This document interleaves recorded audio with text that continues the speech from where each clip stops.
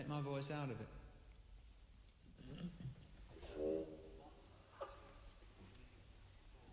Freezing on the inside, boiling on the outside.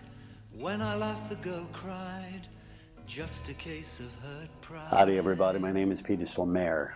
Live in West Hollywood, California. This is what I've been working on the last 10 years. I met a girl called Selket. I found her on the internet finally. And through her and her manager, Harvey Lisberg, I got hold of all the recordings of Ramases, which inspired me so much when I was a young kid. So here we have 6 recordings of Ramases, discography as we call it. It was the first time when I heard people singing about spirituality, about religion, about outer space. I've been there with George Harrison, John Lennon and the Beatles with the Hinduism and the influence of Indian music, but these guys took me even further, and they were only a duo. And I felt proud because half of me, when I was young, was sort of deeply, very, very spiritual. But in front of my friends, it was all Jimi Hendrix and Keith Richards and John Lennon that ruled. So you couldn't really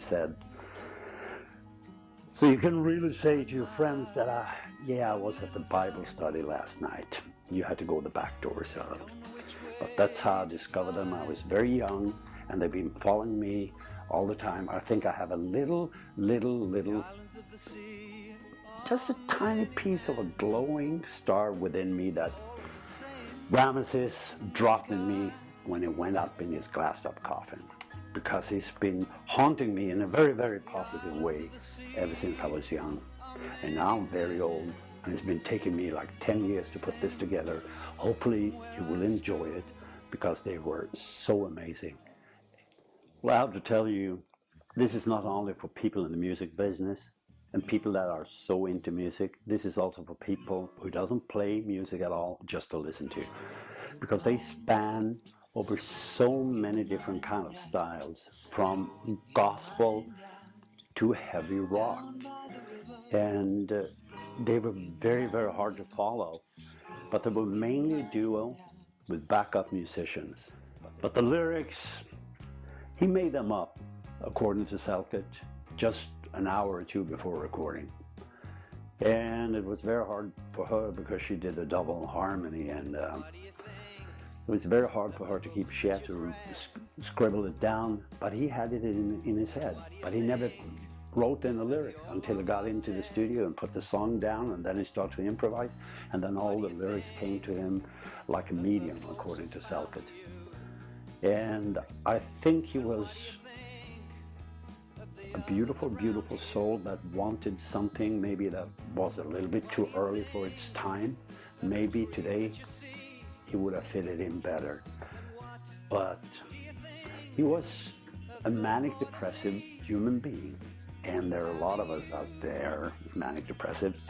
But sometimes if we find art in any shape or form, it can help us survive. Unfortunately, he departed, but he did so because he said his time was over and he didn't want to stay on Earth. He has to go somewhere else. Ramases, and it's going to be released on the 22nd of April 2014. You get the 2 original albums here. You get 2 more CDs with outtakes from each album.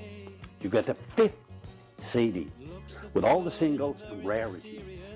And then the best thing that I love a lot is bands of today, modern bands, young kids that have done a tribute to Ramases.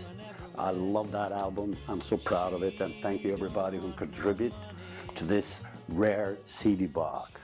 Also on YouTube you can find something called the Saga of Ramases, an interview with Selket today, where she talks about the band, how it was formed, what happened to 10cc, what happened to the Moody Blues, what happened to the World Tour, what happened to Neanderthal Man, what happened to the band, and what happened to Ramases, his depression, and his eagerness of leaving this empty house, as he called it, that we call the Earth. And he would like to take off in a glass-top coffin, and I'm sure he did. I'm sure he's up there in a glass-top coffin watching us all. And he's very happy today when I can show you this, the complete recordings of Ramases.